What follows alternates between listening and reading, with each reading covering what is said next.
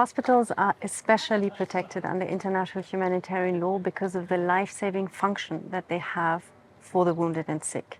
This means that parties to conflicts cannot attack hospitals and they cannot otherwise prevent them from performing their medical functions. That said, they can lose their protection if they are used outside of their humanitarian function to commit acts harmful to the enemy.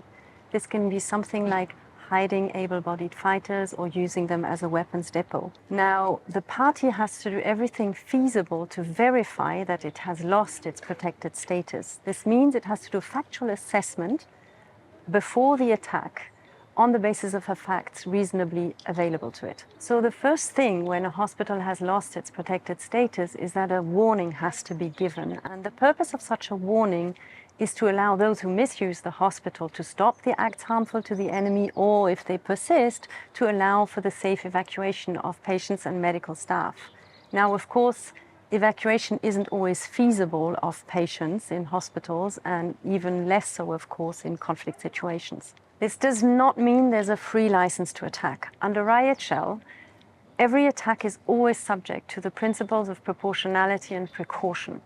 This means that the party to the conflict has to do everything feasible in order to avoid or at least minimize harm to patients and medical staff.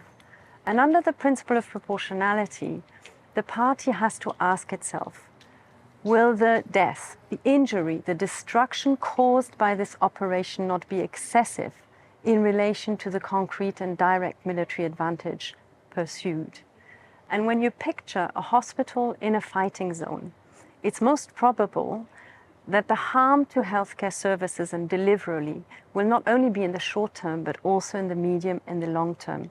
In a situation of conflict, where the delivery of health service is all the more crucial because of the high number of wounded and sick.